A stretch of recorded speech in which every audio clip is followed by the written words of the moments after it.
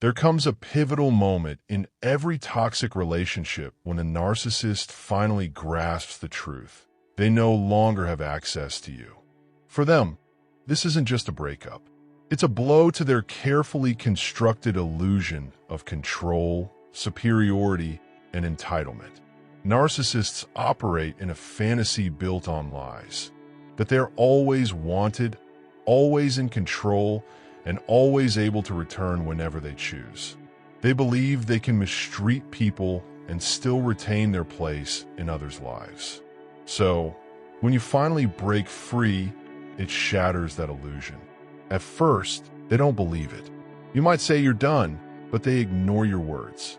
They cling to the hope that you'll return, not out of love, but because they see you as a reliable source of attention and validation.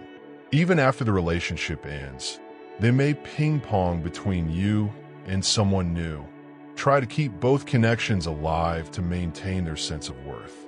But when your rejection becomes undeniable, when your silence speaks louder than words, it hits them hard.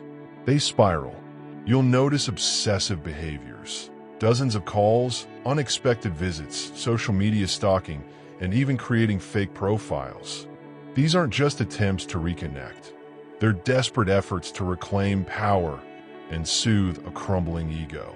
As their mask slips, their emotional state deteriorates. What once inflated their pride, their false sense of superiority, now becomes a source of shame. Some narcissists experience what's called narcissistic destabilization, or even mortification, an internal crisis where their identity collapses under the weight of rejection and truth.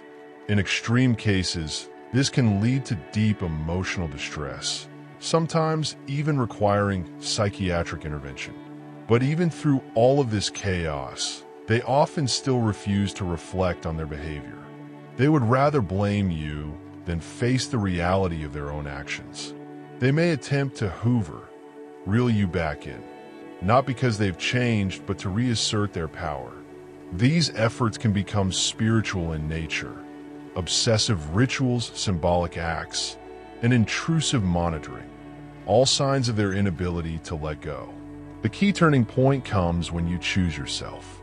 When you finally say, "I will no longer tolerate this abuse," and seal that door shut emotionally and energetically, the power shifts. They no longer see you as confused or emotionally dependent. You've reclaimed your worth, and they can't handle that loss. Whether they downgrade to a new, less emotionally stable partner or attempt to make you jealous, it's all part of their illusion, a desperate effort to feel significant again. But once you've seen behind the mask, there's no going back. For those co-parenting or sharing mutual responsibilities, the gray rock and parallel parenting techniques are essential. Keep boundaries firm. Be emotionally neutral. Never engage in their drama. You hold the final discard. You have the power. And once you walk away for good, the narcissist finally sees what they lost. Not just a partner, but their best source of supply. And they will never forget it.